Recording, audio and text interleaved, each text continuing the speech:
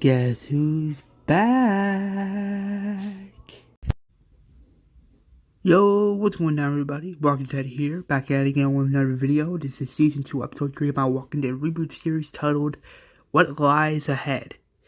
Thank you all so much for the love and support, and I know, some of you guys have been wondering where I've been. I've been busy with a lot of schoolwork, unfortunately, and, helping out my mom and my sister with some stuff.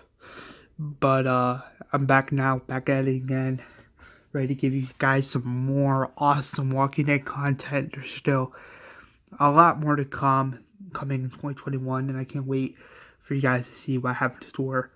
Anyway, without further ado, let's get into this episode now, shall we? The episode begins with Rick standing on top of a roof, and he radios Morgan saying, "I guess I'm losing hope that you can hear me." Now, some chance, I know, but some chances are all we have left nowadays. We went to the CDC. It's gone now, but I met a man there. He showed us into the building, showed his gratitude, but in the end, the building was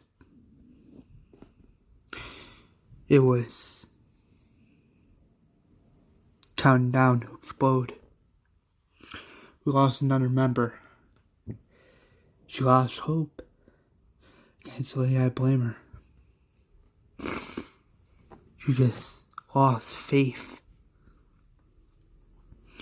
Since the CDC was a dead end, you're gonna try Fort Benning, a military base. But on the way there, we were trying to see if, I don't know, maybe there's something else, another new home waiting for us at the Vados camp. But unfortunately, we went there to find almost everyone dead. We found some new people. One of them lost her own mother from a random group. We took them in. They agreed to that. But now we're on a long journey, 125 miles east. That's what lies ahead. I'm trying not to lose faith. I can't, because if I do, my wife, my son, and the others will start to see that. Start to see that I'm losing faith, losing hope. And I can't. I gotta be strong for them. I've gotta be, because if not, what's the point? I hope you and Dwayne are okay. Who knows? Maybe we'll see you at Fort Benning someday. Rick Grimes, signing off. As Rick's walking away, we see a short, small sequence of Rick and the others back in the Vados camp. Tara is getting all her some things ready. Guillermo and Felipe they get into the back of the van. It's like a gray minivan. They get into that van, and then you see the next shot panning out where you see Shane looking at Rick hugging his family, and he starts to get a little jealous a little bit, but then he shakes it off. Dale looks at Shane and says, "Come on, we gotta go." Shane says, "Okay." Dale gets into his RV. He grabs his keys from the back of his pocket and he gets the RV running. Guillermo gets his van running with Tara in the back. just a little upset knowing that she just lost her mother in a very violent way. Felipe is in the passenger seat, and he's just ready to get the fuck out of that place. Just looking at it, you just see his bad memories of what happened. Everyone gets onto the highway out of Atlanta, and then you have Daryl starting his motorcycle. He's like beeping the horn, like in the show. As you see four cars, and notes my motorcycle in the background. They're all driving out of Atlanta, getting out of that place as the opening credits roll. 10 miles ahead, Daryl and the others are still driving over the Fort Payne base. Frick smiles and laughs, saying that, to Lori, saying that, I've remembered the first time me and you were driving up to the Grand Canyon when Carl was a little baby. Carl's like, I don't remember that. Lori says, because you're too young, you're just a little baby. And then Rick jokes and says, like back then I had no idea babies can throw up like that. And they all giggle and laugh, whatever. Rick says, who knows, maybe one day we can go back to the Grand Canyon. And Sophia's like, I don't want to go. Rick says, we would never go without you and your mom, as promised. Sophia smiles and says, thank you. The next shot pans out where Andrea has her gun that her father gave to her, and she's like cleaning it and trying to reassemble it since it has been used in a long time. Shane's like, who gave you a piece like that? Andrew says, my dad. Andrew says before he died, he told me and Amy that if we were both going to go out alone and on our own, we should at least have the capability to defend ourselves. Shane says, my man, your father. Anyway, if you need help cleaning that gun, just let me know. Andrew says, thank you. Dale is still driving the RV, and he notices something up ahead. And he notices all these cars everywhere are just like in front of them, and like in the show, like they're in front of them, and it looks like they haven't been moved for a very long time. Glenn says, "Can we even get through here?" And as Dale's still driving the RV front engine starts to blow a fuse. And it's spraying all over the window, and Dale's like, damn. As Dale stops his RV, all the other cars stops as well. Daryl stops his motorcycle, and is like, Dale, what happened? And everyone gets out of their vehicles, and Dale tells Daryl, of course, that the engine unfortunately has broken down, and without the proper set of tools, without a fire starter, can't start the engine. Daryl says, well, that's just great. Shane says, do you think we could find a radiator hose here, or any extra tools? Dale says, I don't know. John says, well, there has to be something here. There has to be, otherwise, how are we going to get this crazy RV back up and running? T-Dog says, why not steal some fuel from all these other old cars? Claire says, what about food? Daryl looks at one of the cars and finds a whole bunch of food, Gatorade, frozen pizza, whatever. Daryl also says, Bobby, this could do for a couple nights, and Shane agrees. And Brick's like, that will do. That'll do just fine. Lori says, This is a graveyard. This is ridiculous. Like, how can we find like any gas or batteries here? John tells Lori, "Don't worry, we'll find something. We gotta, keep hope alive. Because if not, then what's the point of living? Right? What's the point of anything?" Lori says, "Yeah, you might have a point, John. It's just how, I'm just saying, like, how can there be any gas or anything around these old empty cars, I don't know. It's just, this whole situation is a goddamn mess." Rick says, "Well, there has to be something here, right? Let's split up." John looks at Tara and notices that she's a little still upset and grieving over the loss of her own mother. Glenn notices this as well, and Glenn asks John, "Is she gonna be okay?" And John says, "I don't know, but I will be here for her. She just lost her mother, Glenn. The best thing I can do is just be there for her as a friend. After all, I know what it's like to lose a mom. Even if she wasn't all that good, I know what it's like to lose someone like that." The next shot pans out where Lori is searching for some supplies, and she notices a walker in the car with mad bugs popping out.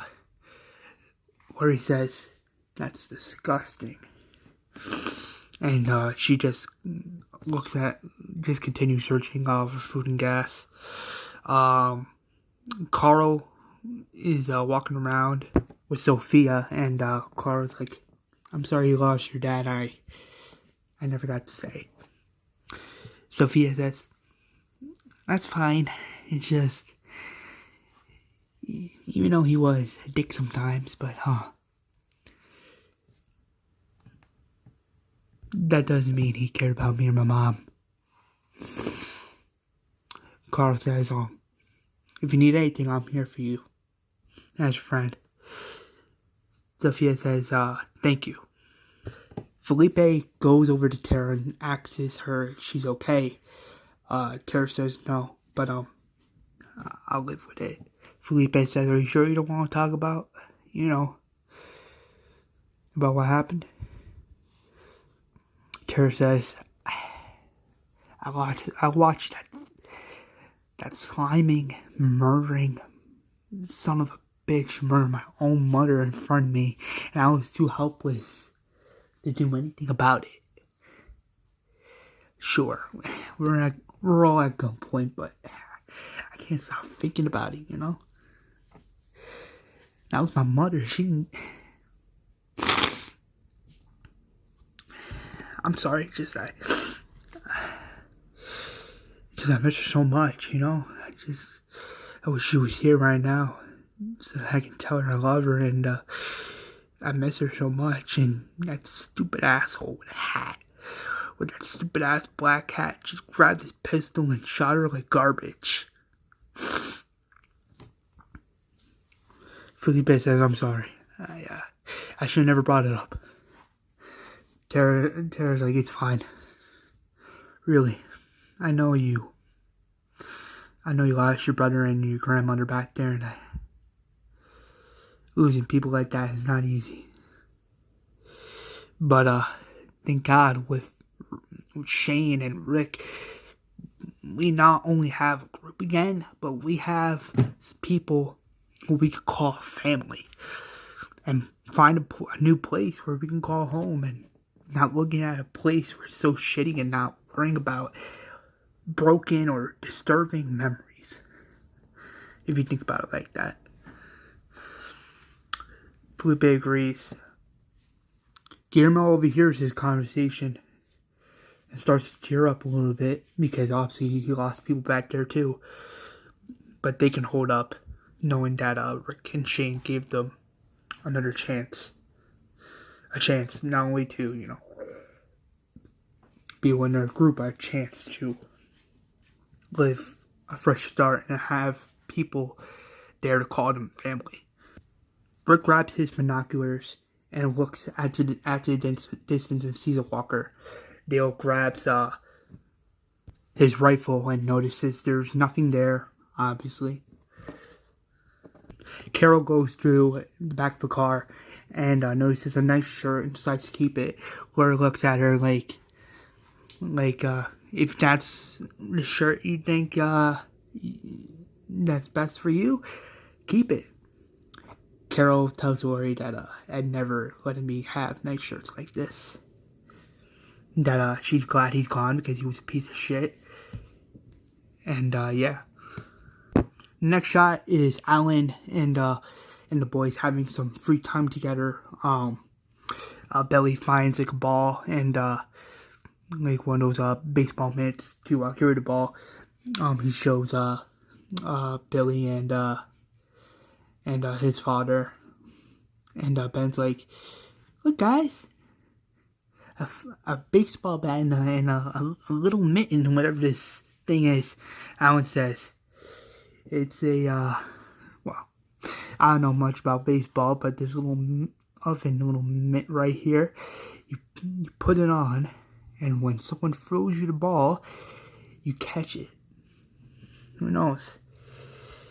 Maybe when we get to this Fort Benning place, I could teach you and your brother how to do not only, you know, to try something different, but to learn a new sport, like baseball." Yeah, my dad,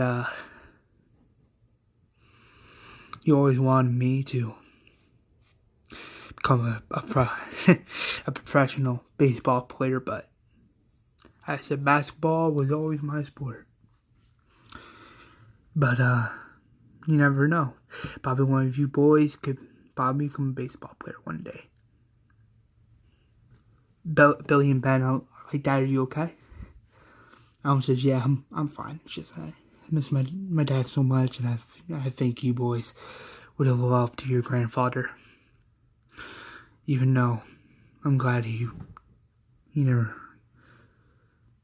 got to see this dead people walking around, walkers, these things eating on people. I'm just glad I'm here to protect you guys and to keep you guys safe from those man-eating things, because those things came between you boys or your mother. I would kill them in a heartbeat, because you boys are my family. I'll do anything to keep you boys safe." Glenn and Shane find a small piece that was it could go to Dale's RV, and they take it back to the engine to see if like it matches or whatever. I don't know much about engines, but they take it back there and see if it matches the description through which it could probably fit. Andrea looks a little upset because she misses her sister so effing much, and Vesta's like, "Are you okay?" And Andrea's like, "I'm fine. Thank you, Vesta. Just I miss Amy so much, you know. Just I don't know. I was just ready to die back there at the CDC building. I know it sounds selfish, but I don't know what was going through my mind. I just miss her so much, you know. And Vesta's like, "You have me and John and Dale and Rick and Alan, and you have Glenn and Carl and Shane. You don't have to feel that way anymore. You're with us. You're with family. So long you're with us, and nothing bad will happen." Andrea says thank you. Andrea heads back to her RV and tries to clean her gun and then put her gun back together. So that just in case like she's in a tough spot, she can use her gun to kill multiple walkers. So she gets back in the RV and gets ready to put that gun back together. Rick looks at Dale and says, "You see anything?" And Dale's like, "No, nothing. Not yet." Shane's walking down one of the random roads with multiple cars in front of him. He comes across this truck and notices a bunch of water bottles, like the big, ginormous gallons of water inside. And he's like, "Yo, Glenn, when was the last time you had a drink, huh?" As Glenn is preparing the car, he sees Shane opening one of the water bottles. Like, yeah, yeah. Shane opens two of the water bottles and starts drinking a lot of water and liquids, and he's having fun. And Glenn jokes and says, "Well, why don't you just stand there? Why don't you save some for me?" Shane cracks up and laughs, and John sees this, and he starts to laugh a lot because it's something nice to see, other than them being, upset a lot, and thinking like, oh, that there's nothing left. But that's a nice moment they all share together as a group. But unfortunately, that moment is cut short when Dale grabs his binoculars and he is looking through a car and he notices a walker coming out, and he's like, "Oh snap." Rick's like, "What is it? What do you see?" Dale tells Rick, "I see a walker. We got one of the others now." Rick grabs his rifle and notices a ginormous horde of walkers coming their way. Rick whispers, John. John's like, "What is it?" "Look at through these binoculars." John's like, "Wait, what? Why?" He looks through the binoculars and sees the horde, and John's like, "Holy snap." And then that's when we get this funny ass shot where Rick says, "Holy Christ." There's a whole bunch of them. Dale gets on his belly, obviously, because he doesn't want the walkers looking at him. John runs to Tara and says, "Tara, get down." Tara says, "Why?" "Walkers everywhere, get down now." Tara says, "Okay." Felipe notices this and says, "Oh, fuck it, might as well." Because he, like a fun joke, obviously. Like a joke, might as well, you never know, right? Rick is freaking out, so he runs to Lori as well. He says, "Lori, get down now, walkers." Lori whispers to the car, and she gets down. And then that's when Carl whispers to Sophia, saying, "Get down." Sophia's like, "Why?" Carl says, "Walkers."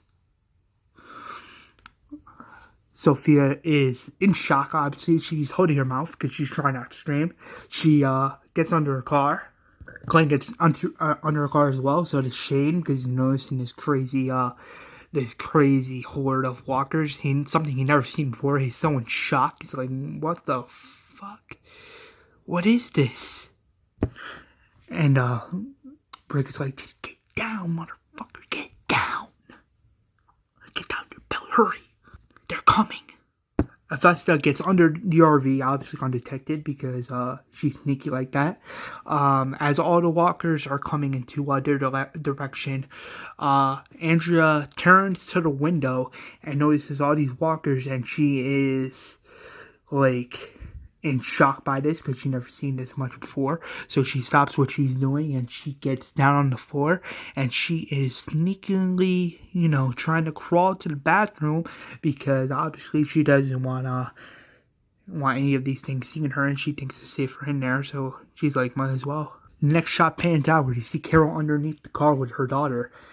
Well, sort of, when Sophia is, a car down of her, and Lori is grabbing her mouth so that she doesn't scream in terror because she is like trying not to black out, as you can see. As T-Dog is also trying to get down on his belly, he's right by an old torn apart car. He's trying to get down. He's trying to be as quiet as possible. More unfortunately, he slits his arm, and there's blood gushing out of that arm. And Daryl sees this like, well, I can't just stand around here and do nothing. And then you see the next scene where T-Dog is holding his arm, and he is trying not to scream in pain because it is just bad. There's blood gushing out of his arm, and he looks like he's about to scream his lungs out. So what he does is he runs to a nearby car, and he's noticing some walkers walking down. The next shot is Rick underneath the car, and he's trying not to move because these things are walking so slowly, and he notices like, oh, if he moves, that's it, we're all, like, I'm done for. Like, these things are gonna come under the car and literally bite the living crap out of me, ripping my guts out. Meanwhile, Andrew's in the bathroom, and she is not trying to put back together the gun. She's trying to be smart about this, and trying to, be as silent as possible, because she knows if those things hear her, or if they come to the RV and they still hear her, they're gonna bang on the door, rip that door open, and literally tear her face off. Obviously, as all the walkers are walking back down the street, still, you see the next scene with Sophia, and she is trying not to scream, but Carl comforts her and says everything's gonna be in a whisper, saying everything's gonna be okay. Just stay here, don't move, and they won't hear you. Sophia says thank you, in whisper, because obviously she's terrified out of her mind, obviously. And then you see the next shot where T-Dog is holding his arm, and it is gushing blood everywhere. It's even gushing out on the street. He has no idea what to do, and he's thinking in his mind like, oh, this is it. This is it for me. These things they're gonna see me with my arm gushing out, and they're gonna devour me quick. Meanwhile, Andrew is still in the bathroom. She hears a walker coming into the RV. The walker is observing the whole area, and Andrew sees a knife on the porta potty, and she tries to grab it just in case those things decide to open the door. She is when those, just in case those things try to open the door, she has a knife to stab that walker in the head, just in case. As she's reaching for the gun, not the gun, the knife. As she's reaching for the knife falls on the floor, and Andrew's like, dang it. The walker was about to go, leave, the walker hears the sound, and he looks at the bathroom, and like in the show, and then the walker starts banging on the door, and Andrea is holding the door with her legs and saying, "You're not gonna get in here, you creepy bitch," in a funny way. Dale notices this, and he grabs his screwdriver. He grabs it and he rips open the metal thing. I don't know what it was usually called. That metal thing that protects the RV, but Dale says fucking anyway. He rips that metal piece open and hands Andrea the screwdriver. Vesta can't do nothing because obviously she's under the RV, and she makes like a noise or whatever. Everyone's fucked. So Andrea grabs the screwdriver. She grabs both of her toes that's holding the door. She puts her toes down. Obviously, as the walker opens the door, she grabs the knife, and in a badass fashion, you see her plunging the knife through the walker's eyelid. I know, it's a very, very, very gruesome scene.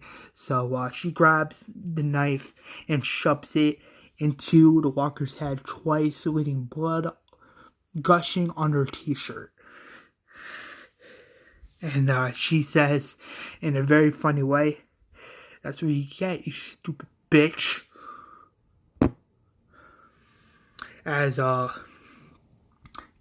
she looks at Dale, she smiles, and she whispers, "That's some teamwork right there." Dale says yeah, and because he's like very happy, he smiles because he's happy that she's okay, knowing that she killed that walker in a very silent fashion. The next shot is T-Dog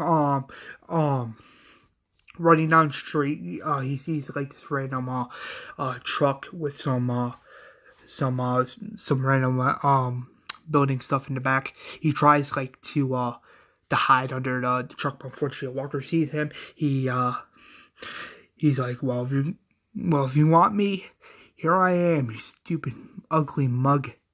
Come and get me. Daryl comes out of nowhere, and he grabs his knife from the back of his pocket of his pants, and he stabs Walker in the back of the head in a badass fashion. T-Dog looks in shock like he's about to pass out, but unfortunately, Daryl's like, snap out of it, boy. Snap out of it. Shh. Be quiet, because the sound draws them. He grabs his legs, puts them on the floor of the street, and he grabs like two walkers and he puts them on top of him, and he's like, shh, don't move, T. Don't move, because if you move, they're gonna notice your sound, and if they notice your sound, they'll come on to you and they'll bite your face off. T-Dog says okay. As he puts the two walkers on him, he grabs one walker and he puts it on top of him, giving them some time to blend in with the dead body so the walkers don't see him.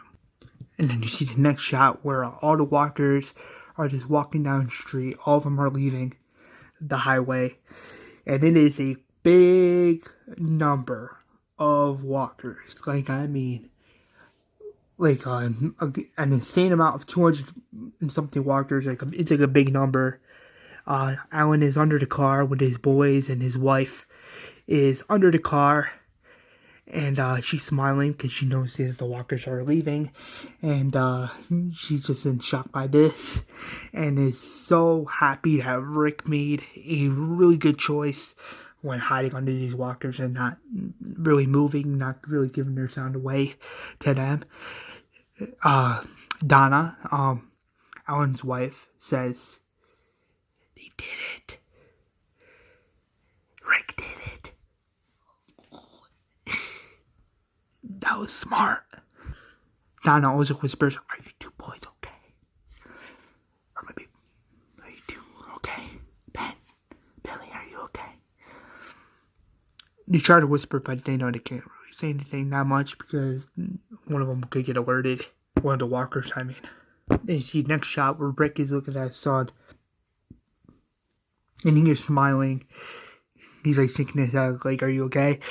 And Carl says, "Yeah," and he smiles back, so happy. As Donna gets out of from under the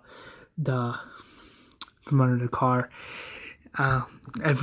she notices everyone else is getting out of the car, and she is so happy by this, and so in shock, obviously, because she didn't think that something like that would work. As Sophia is trying to get out from under the car she's in, two walkers come out of nowhere and they try to get her. She screams in fear, obviously, so she heads down like the small grassy hill, like a small hill. She runs down there. Carol is trying not to scream out of her lungs. She's trying not to scream Sophia because she knows worries holding her mouth or whatever, and those things are still walking away. But like in the show, like that happens. Rick notices this and runs out to her, trying to protect her as much as she can. Carl tries to scream out Sophia, but doesn't, because he knows all those things are still out there.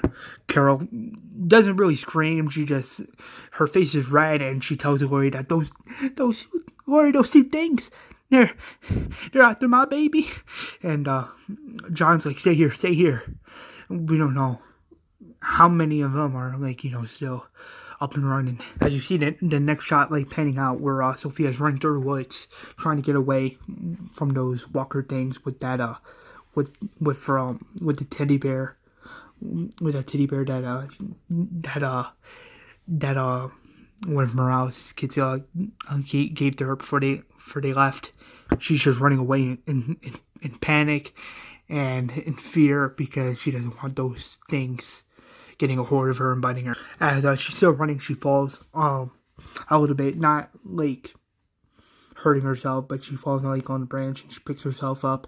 As she's still running, Rick catches up to her and says, "Shh, shh, shh, it's okay. I'm here now." Sophia's like trying to grab Rick's gun, and she says, "We gotta shoot them. We gotta kill them." And Rick says, "No, because there's some those things are still leaving the highway.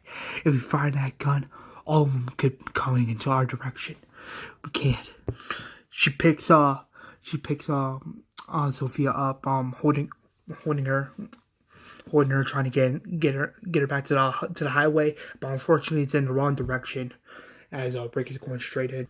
As he's running straight, he sees this mini swamp right there, and he sees like this tree with an open side on it, and she puts Sophia down, and she says, "Listen," Rick says, "Listen, I know things are tough, and I know things might be really fucking scary right now, but unfortunately, this is how we survive now. You know that, right? Listen, I need you to hide under that small tree right there. Alright? I need you to hide there and be as silent as you can, because if not, those things they'll hear you. Okay? Now, get in now. Go. Hurry, there's not a lot of time. Listen to me. If I don't make it back, I want you to head straight back to the highway. You see that trail right there? You go straight, and you go straight to the highway. You go straight there with the sun on your left shoulder. You go straight, and you don't let nothing happen to you, okay? Alright? Did you hear that? Sophia says, yeah. Brooke sees two walkers, and he's about to walk, say, "Hey, yo, uglies! Over here. I'm the one you want. Come here. Yeah, you. Come here. That's right. Follow me. As Rick is running through the woods, the walkers follow him, leading them into like his position. Sophia notices this and gets out of the tree and decides to do what Rick says, head back straight to the highway with the sun under her left shoulder. And that is the last we see of Sophia in this episode. Rick is still running down the straight path. He sees like a tree, and he gets behind it. As he hears the walkers, he grabs like this big boulder. He grabs from the floor, and he just throws it at one of the walkers. He grabs it, and he keeps hitting the walker until that walker is dead, like spaghetti. And it's a very gruesome scene, like the way he keeps hitting that walker down on the grass of the woods, all covered in blood, is a really gory scene, so they can show. And then he drops the boulder and hits the second walker on the head. The walker can't get up, obviously, so he grabs the boulder from the floor of the grass in the woods, and just like in the show, he gets in between the walker, and he grabs the boulder, and he just goes full-fledged Mad Max, killing the walker in one shot, and then you see this gruesome shot of blood mixed with brain guts, and it's really bloody scene. Like, you get this badass shot of a brain dead walker with the blood of spaghetti on it, and it's very gruesome. The next shot is Daryl asking Rick if this was his spot, and Rick says, "I left her right here. I told her to go that way, to go straight back to the highway. I told her to go that way and keep the sun on her left shoulder." Shane's like, "Are you sure, mate? You gotta think about how much you said really stuck." And Rick says, "Shane, she heard me fine. She heard me properly." Daryl notices the tracks and says, she probably did what you told her to do. Head straight back to the highway. Daryl's like, "Come on, let's go. We gotta go now. We gotta go." Glenn is Glenn said, don't worry, we'll find out. That little girl, we'll find her, and she'll be just fine. Rick, having all this hope in his stomach, he tells Shane, like, oh, don't worry, we're gonna find her. Have faith now. Have confidence that we will find her and she will be fine. The next shot is Daryl following the tracks when with Glenn, Shane, and Rick behind them. He notices the tracks. However, the tracks look like it's going in a different direction, like straight to the opposite side. And Glenn's like, why would she do something like that? And Glenn's like, wait, you don't think she could have saw a walker, right, to make her go in that direction? However, Daryl says there's no other tracks but hers. So there's no way she could have saw a walker. Because there were walker tracks, it would have been in that direction right there.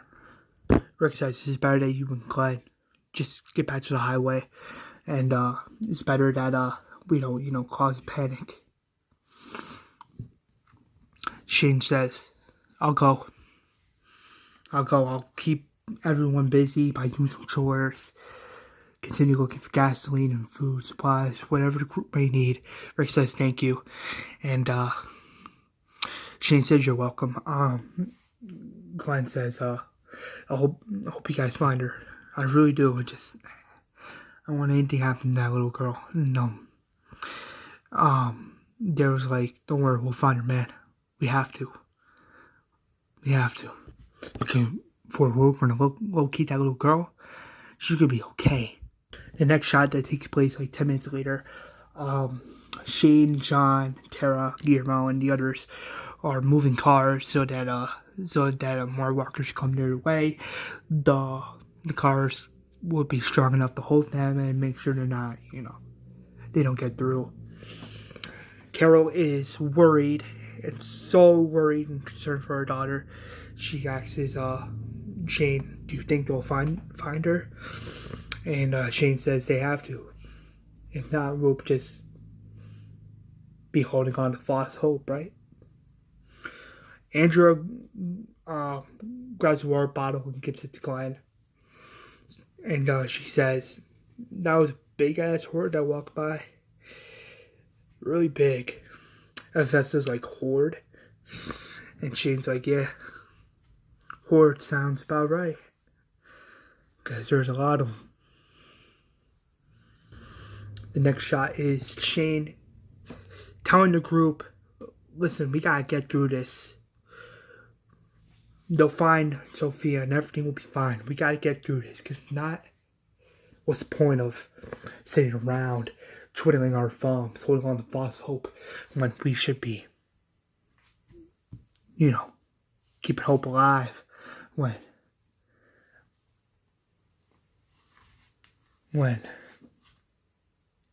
that's where he sees Reggie again.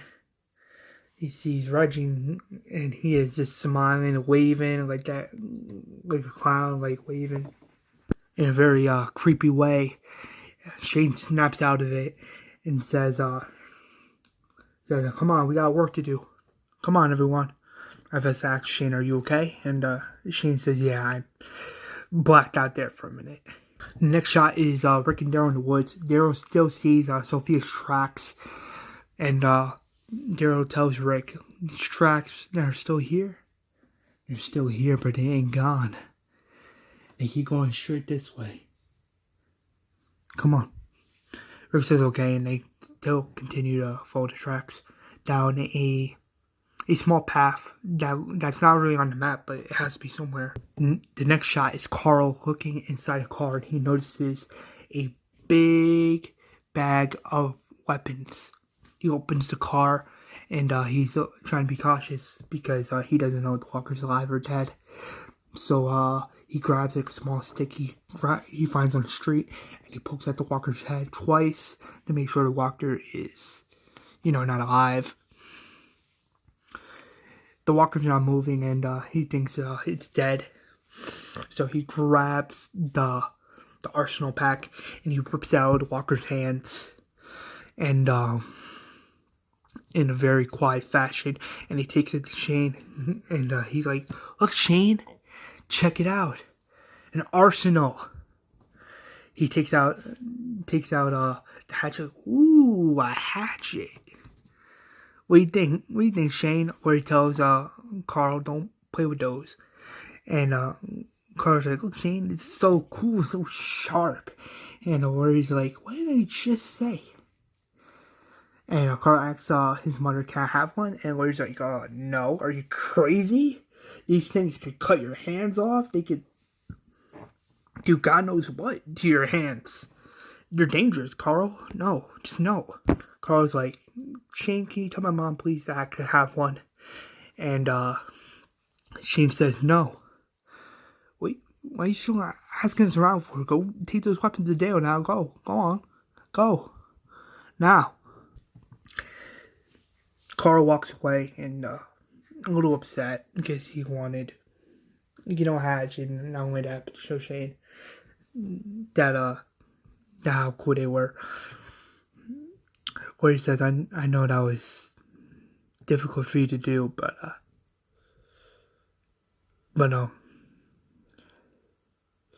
thank you for doing that." And Shane says whatever, because he's a little pissed off now because he loves Carl like his own son, and doing that just got him a little upset. But unfortunately, he is prepping up his new ride to leave, and Corey's like, "What are you doing?" Shane's like, "What do you think I'm doing?" "I'm prepping up my new ride. Get out of here. Get out of your hair and away from here as far as possible." Corey's like, "You're just gonna leave without saying goodbye to Rick, to John, to Carl?" And Shane's like, "This is what you want, right? Me away? Hell, me here just complicates things. When I'm gone, tell Rick everything. In fact, hell, tell him nothing at all. But it doesn't matter now. I'm prepping up my new vehicle, and I'm leaving as soon as I get the chance." Corey's like, "Why? Why, when you can stay? This group needs you, and you're just gonna, what, just leave? Blow them off like it's nothing? Leaving and abandoning the people that you know you care about most in this new world? You're just gonna, what, abandon them? No, that's what a coward thinks. A coward leaves their own people, their own family, their own best friends away like it's nothing. You leave, you get in that car, and just ride off and just never come back without even saying a goodbye. That's a coward. I'm sorry, Shane, but that's what a coward thinks." Corey walks away, a little upset, and Shane's like, "Lori, bye." But unfortunately, he wants to say something. Like he really wants to say, like, "I love you," and everything's gonna be fine. But he knows he can't because it's just complicated down to Rick's back, and part of him knows in his mind that no matter what, she's gonna love Rick regardless. So he just continues working on his car. He goes to the front seat, and he fixes the radio. As the radio turns on, they hear this broadcast signal saying, "The Office of Civil Defense issues this current message. Any survivors, anyone at all, who is planning to come to the Fort Benning base must be cautious. Dead roaming around everywhere. Dead roaming around. Please be cautious." Obviously, because the signal's coming from the Fort Benning base, because what other place would have working radios like that? Going to like, "Is that a radio signal?" And it was like, "Well, it has to be a radio signal coming from at least 50 miles from here." And Shane's like, "Do you think that's coming from the Fort Benning base?"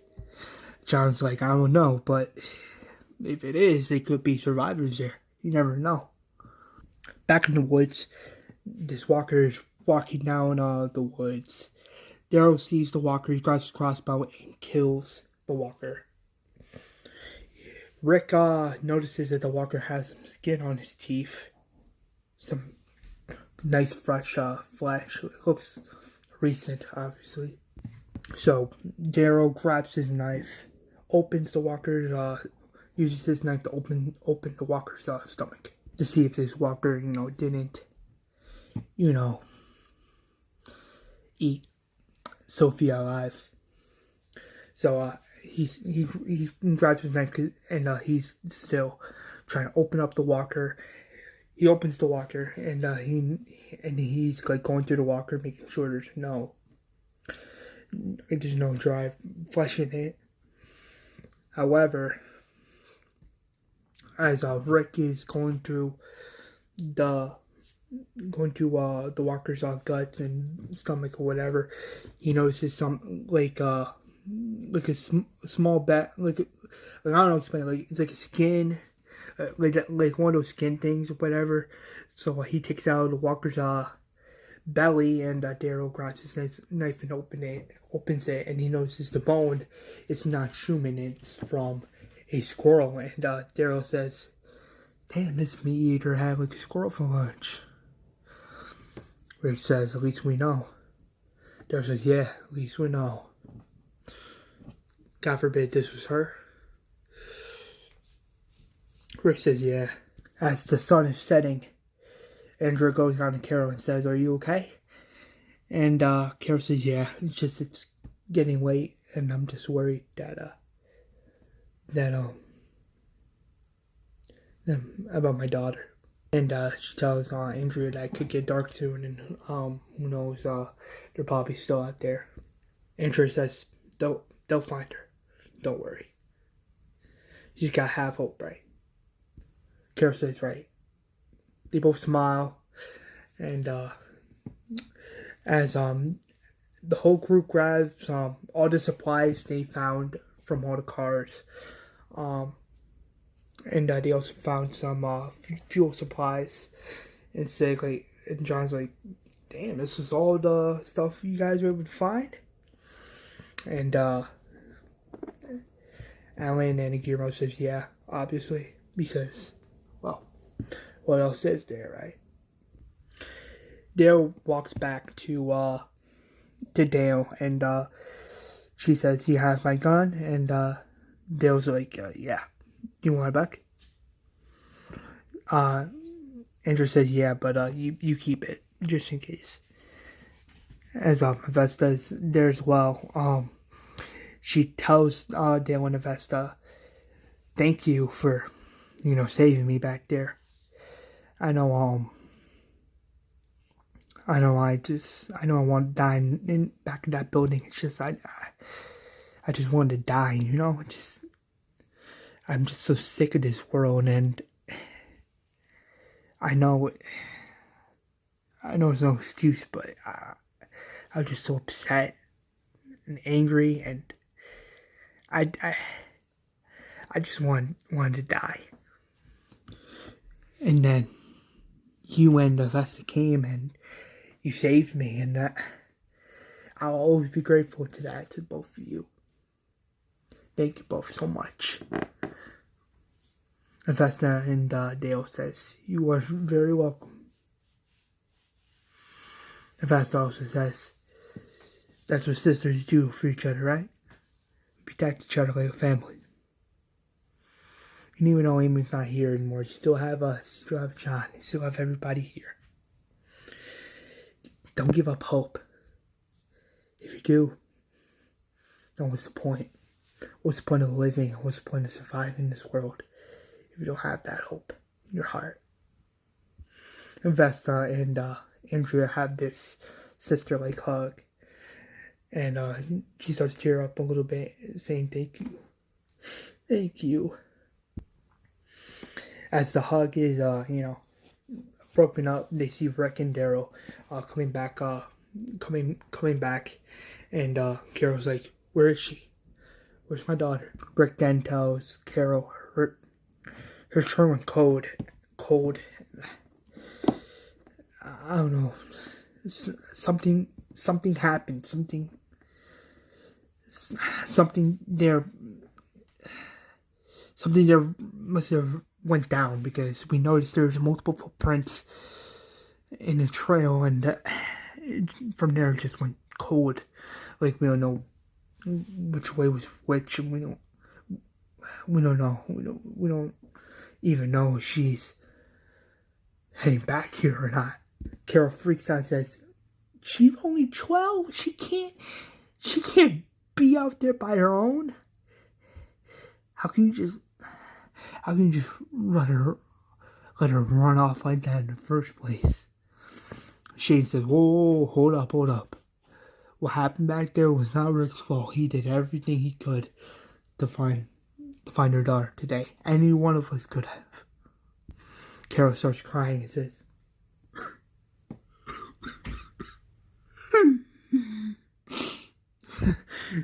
my little girl is out there all alone. No, my little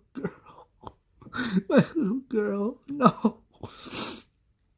Rick starts to get a little upset, and he says, "I'm sorry, that was the choice I made, was the only choice I had, the only option I had, the only option that was there. I mean, Carol, I'm so sorry.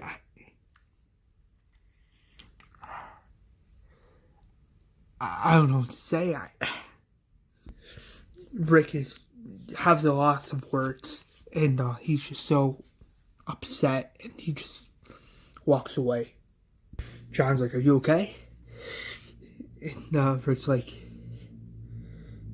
I don't know which path is which. I don't even know if she's on her way back here or not. John, she's out there in the woods. I don't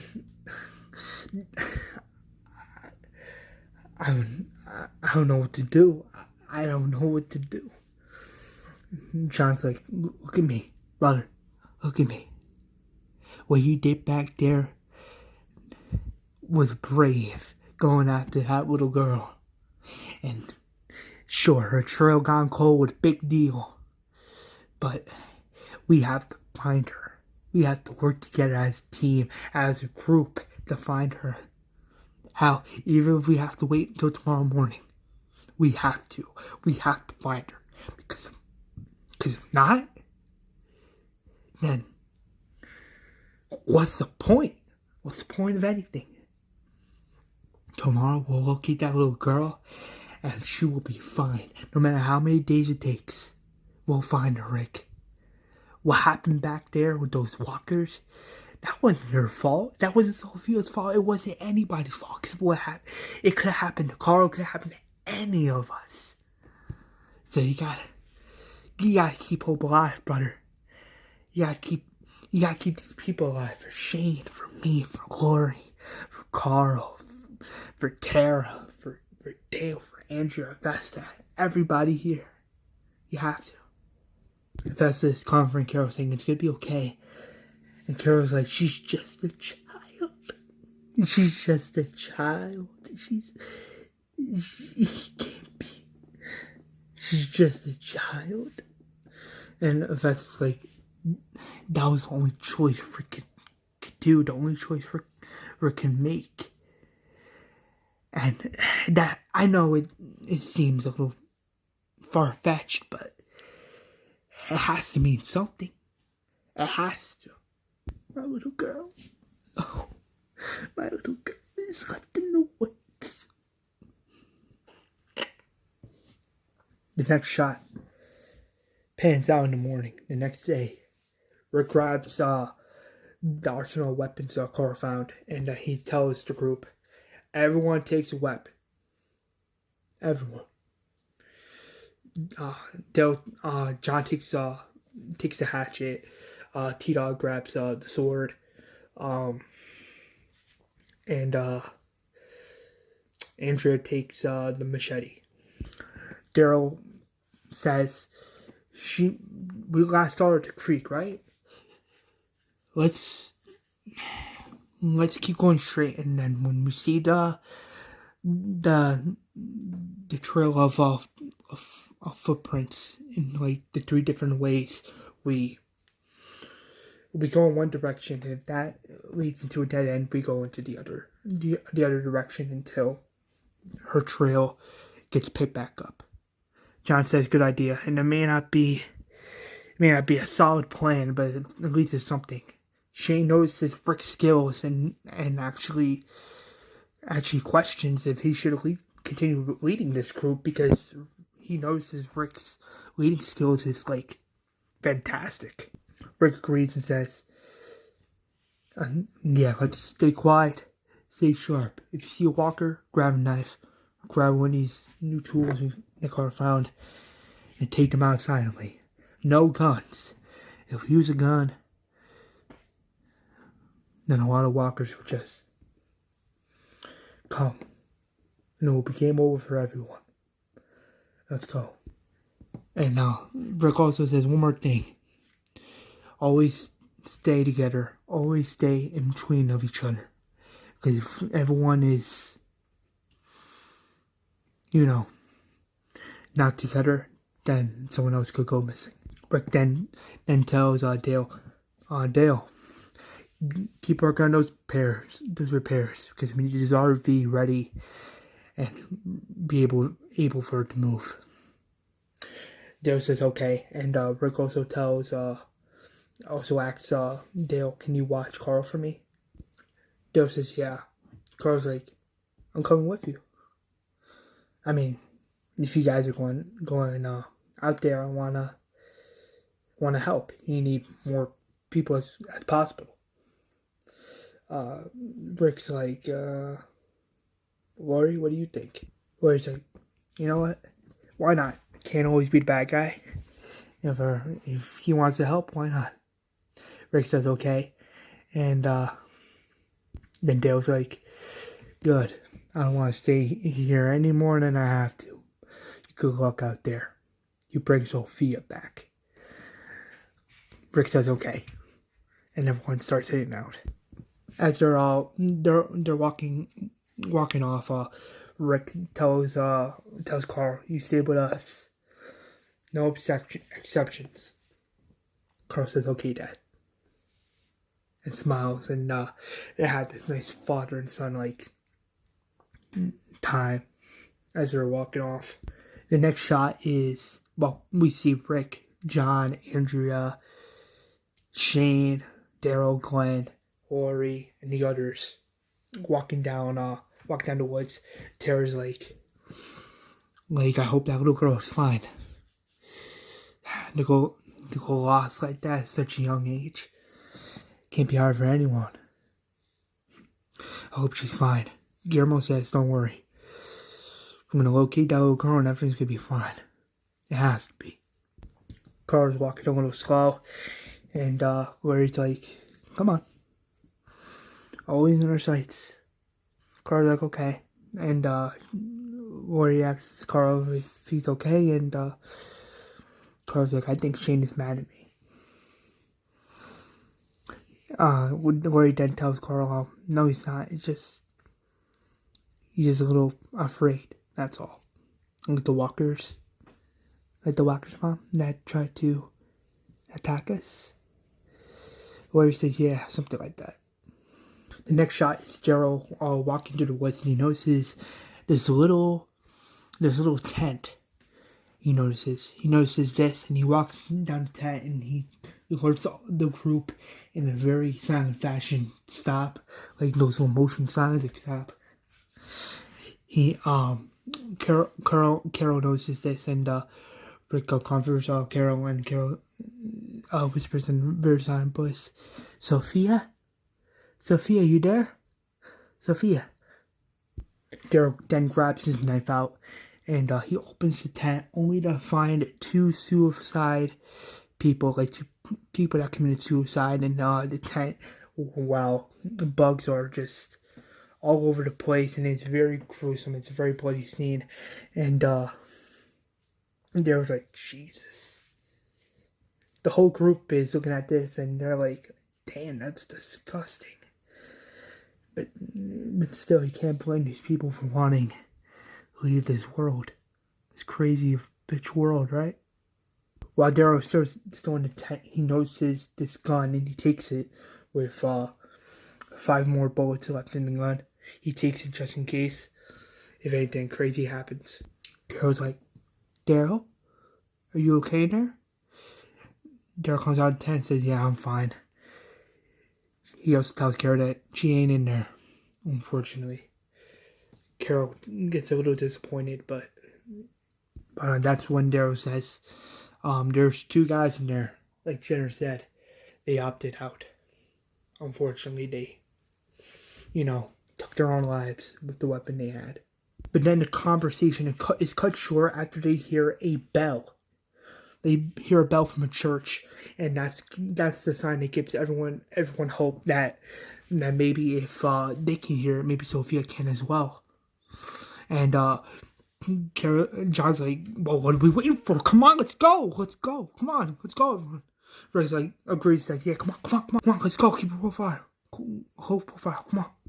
They reach to this little graveyard, and they notice the church in the background, all covered in white. They see it, and they still hear the bells in the background. And John's like, this has to be the place, right? It has to be. Daryl's like, don't get your hopes up to just yet. You never know who these strangers are. It could be harm to the team. We don't know if there's anyone here. Guillermo actually agrees when Daryl says you're right. You never know, right? They can have guns loaded. It might as well just be people that attacked us before. Daryl's like, we don't know now, okay? Let's just get to the church. Shane's like, wait, this can't be it. If it was like a church, there would be bells. There's no bells on top of the thing. Rick runs like it's a really, really intense scene. He keeps running, and Shane's like Rick, when he's holding his shotgun in his hand, he's like, Rick, wait. The rest of the group starts running. Carol starts running. Felipe in the background keeps running like he's in the Olympics. Like he's like running straight over there. He's sprinting over there. He's not really carrying it anyway, so he's like, might as well, fuck it. As Rick is running up the stairs, he is at the front doors covered in red. Daryl grabs his crossbow, John grabs his shotgun, and Rick is telling everyone to wait. Shh. Wait, we don't know what's in there. Might as well just be cautious. On me. Come on. They open the front door, and there's 3 dead walkers in the church looking straight at everyone in the group. Rick kills one walker with his weapon, and he does it in badass fashion. Vesta's like, come here. Yeah, you. Come here, ugly. And kills it in badass fashion. And she's like, and spits on the walker, saying, "El puto, F you," as a joke, obviously. And grabs his weapon, his knife, and shoves it in the walker's head, as the walker falls on church ground. Rick is so upset. He is screaming Sophia's name. Sophia! Kicks down one of the doors, and he keeps looking around, looking for that bell, looking for that spark of hope. He hears it once again, but as Daryl and Glenn are running in one of the directions, they notice that it was never any bells. It was just one of those holocoms, technology-like things, making it sound like a bell, but it's really not. Rick grabs the thing that's controlling the horn, and he just rips it out in anger, and he throws it on the grass, and he is just so upset, and he just doesn't know what to do, and he looks like he's about to cry in sadness. And John's like, brother, look at me, Are you okay? Rick says, in a very Rick Grimes way, no, I'm not, but I'll live. Carl's really upset by this, and he's like, Carl, are you okay? Carl's like, in a really sad voice, I'm fine, Dad. Vesta just sits down on the grass, right towards the middle of the church, and she's just really disappointed because she thought as well that maybe Sophia was here, maybe there's people here, maybe that there was a chance that she was here. She's as she's sitting on the grass, she overhears the conversation that Lori and Shane has. And then, as you can see, the next shot pans out where you see Lori and Shane talking. Shane's like, gotta back away. And Lori's like, what made you decide? Shane's like, you really want to know? Lori says, yeah. Shane says, Rick's skills as being a leader is fantastic. Better than I ever could leading this group. Listen, I'm trying to be a good guy here, Lori. Even if you don't see that, even if you think I'm a lying piece of shit, I want to tell you something, but it's complicated knowing Rick's back. I know now I can't say it, because if I do, it'll only complicate things more. And listen, none of this was intended. You know that. It doesn't matter as long as I said it. Or is it you're just gonna disappear? Like that? You're not even gonna tell Rick? Shane's like, listen, if you want to stop me, that's on you. But I know if I leave, you can tell him everything. Hell, tell him nothing at all. But listen, you're his wife. And Lori says, John? Carl? Shane's like, hey, I love Carl. Then Lori's like, then stay. Please, just stay. I don't know why I'm telling you to stay, but this group needs you. John needs you. I need you. Rick needs you. Hell, even Carl. Please, at least just think about it. And then he's like, Shane's like, listen, I'm trying to create some distance. And you know that. It ain't easy for anybody. It ain't easy for you. It ain't easy for Rick, Carl, John. It isn't easy for anyone. Okay? It isn't. I wish it was, but unfortunately it's not. Lori, it isn't. At least all me. I'm the one that loses Carl. I'm the one that loses here. Lori says, fine. Andrea is looking at Shane. And Shane's looking at not Andrea, Vesta's looking at Shane, and Shane's looking at Vesta. And Vesta's like, I heard that. Shane's like, so? And walks away. The next shot is Carol in the church, and she is praying to God, saying, God, please don't take my daughter away from me. Please, just don't take her away from me. Guide her in the right direction back to us, please. I know I haven't.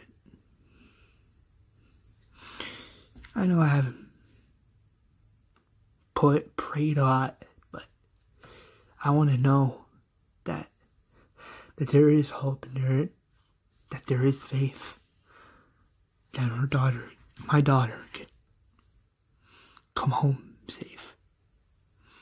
Please, oh God, don't let this be my punishment. Please.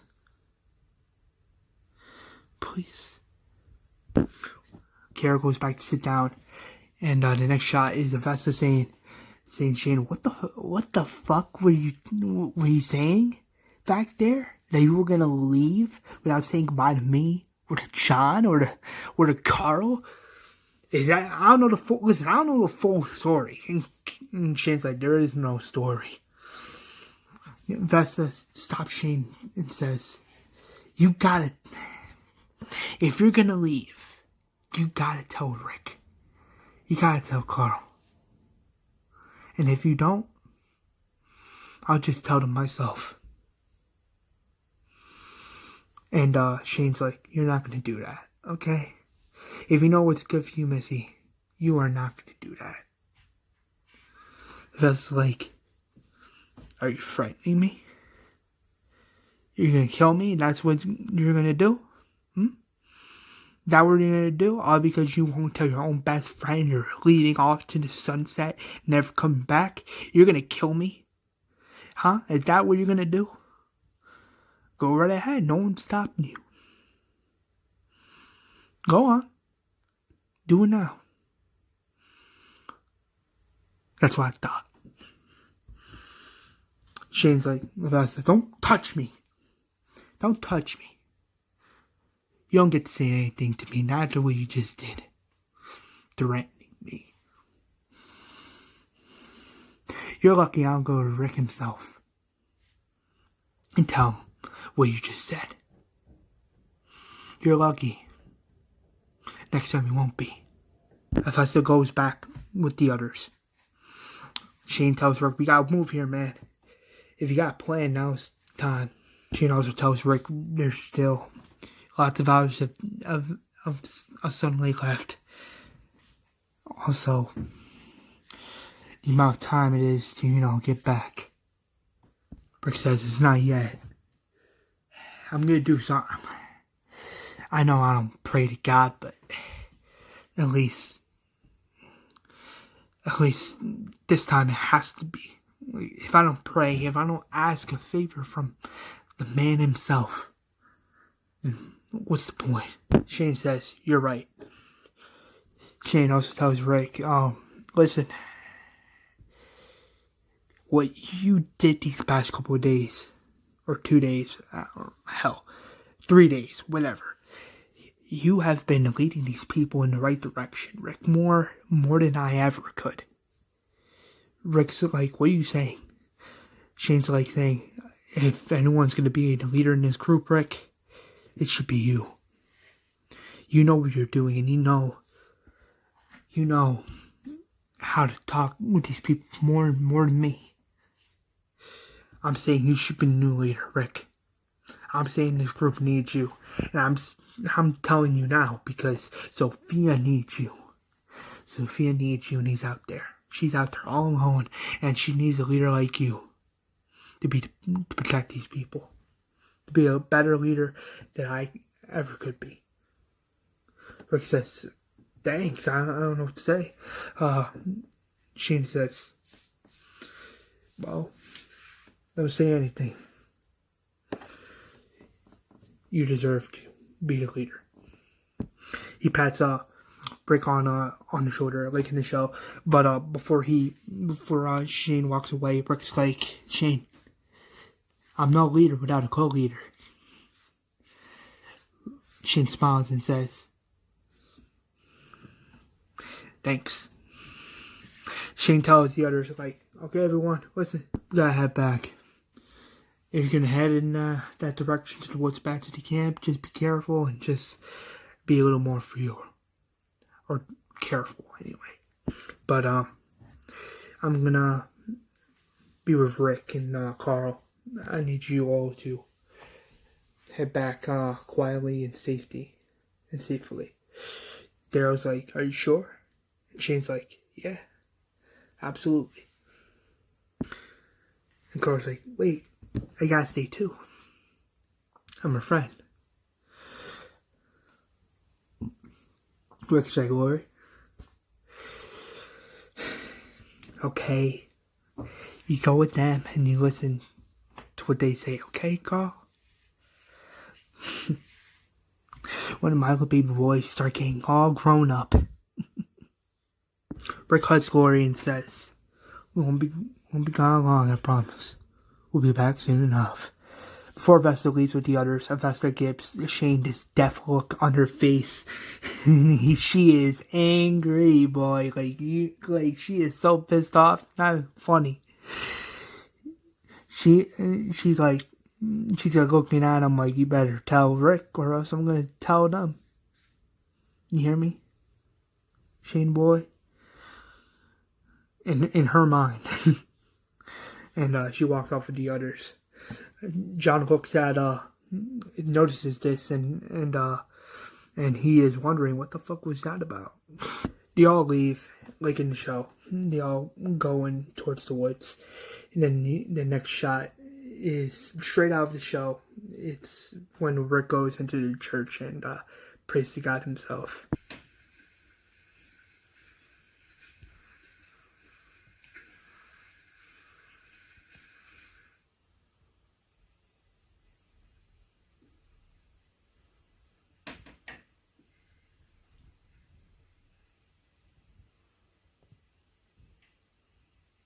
I don't know if you're looking at me with what? Sadness? Scorn? Pity? Love? Maybe just indifference.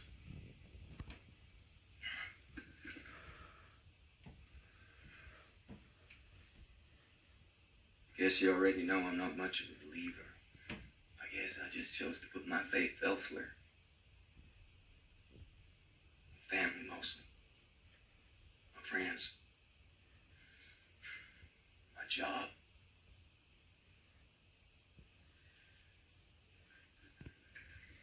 The thing is, I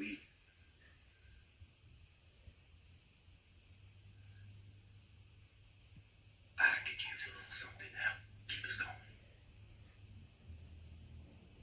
Some kind of acknowledgement, some indication I'm doing the right thing. You don't know how hard that is to know.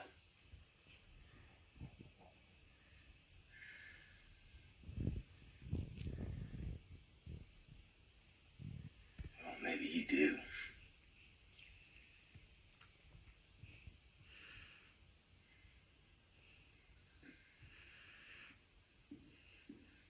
Hey, look, I don't need all the answers. Just a little nudge, a sign.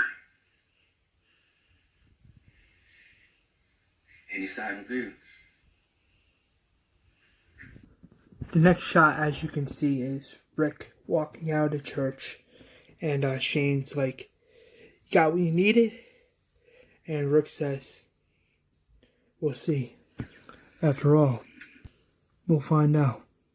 We have to. Back in the woods, Carol sits down on the log and asks Daryl, do we have a plan? And Daryl says, yeah, the plan is to keep going up. We're not one of those geeks, grabbing a hold of us in our sleep. As it then says, like walks, rocks, trees, up in the woods, up in the roads. Where he then tells Carol, honey, listen, I can't imagine what you're going through right now. None of us does, but you need to stop blaming Rick. Okay? You have to. Or I would do anything to stop it. But every single time you look at him, you blame him, and it's not really his fault. And from what I notice, it's in your face. You blame him every single time you look at him. And once you ran, he didn't really hesitate now, did he? Hell, any of us could have run after her. Comforted her like he did. And no one would stop that individual. However, did he hesitate? No, he didn't. Not for a second. None of us would have hesitated to go after her or made the hard decisions he had to make for the group that any one of us could have. But he did it. He did it for us. He did it for the group. He did it for her. Even if she was so fucking scared. And hell, even if he didn't, things could have turned out a lot differently. She would have died back there. And no one would have known what really happened to her. And if any of you think that you can go on off by yourselves without him, go ahead. No one is stopping you. Anyone here? Anyone else? Caramel's like, whatever you two think or say, I'm with her. I agree with her 100%. And she's right. Rick made the hard call that probably none of us would have made. He went after that girl and he protected her. Like a leader. Like a father. Like a survivor. And because of that, Rick Grimes will always be okay in my book. Felipe and Alan and the others agree. If that's that, then tells Lori, come on. We should get moving. And here, take my water bottle. You need more than me. Lori says thank you. And the final shot of the episode, it's just like in the comics and just like in the show, is where Rick and Shane are walking down the woods. Carl as well, and they see the deer.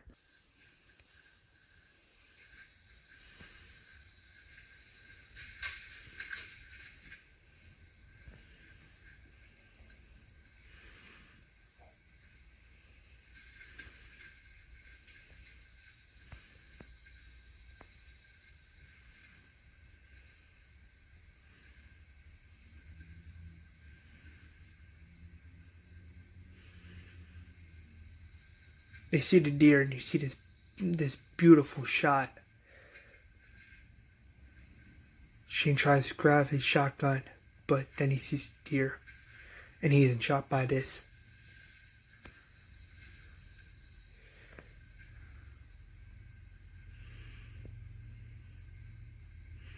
As the deer's just there all by itself and Rick is all happy. He's smiling as what he's seeing feels like a sparkle of hope. Shane's trying to grab his shotgun and trying to shoot it, but Rick's like, no. Carl sees the deer in happiness and he's trying to pet it, knowing that this feels like a spark of hope.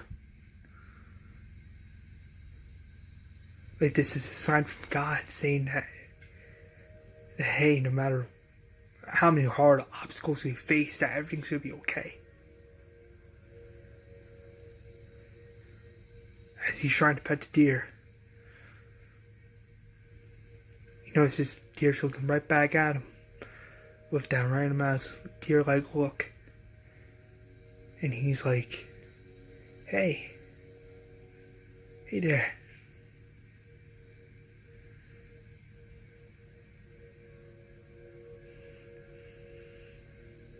Leaving Rick and Shane so happy. They're like, hey there.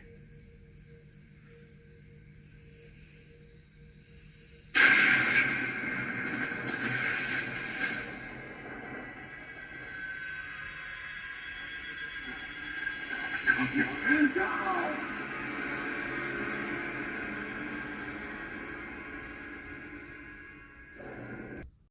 And boom, that is the end of the episode. Next episode is going to focus on Rick and Shane and a character who will not be named, trying to get Carl to safety and trying to get his wound all patched up. And I will say this, next episode we will see some familiar faces, so stay tuned. And season 2 episode 4 more the Reboot series will come out in 2021, so stay tuned for that.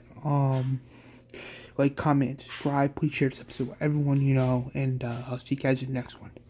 Peace out, Merry Christmas, Happy New Year, and as always, God bless.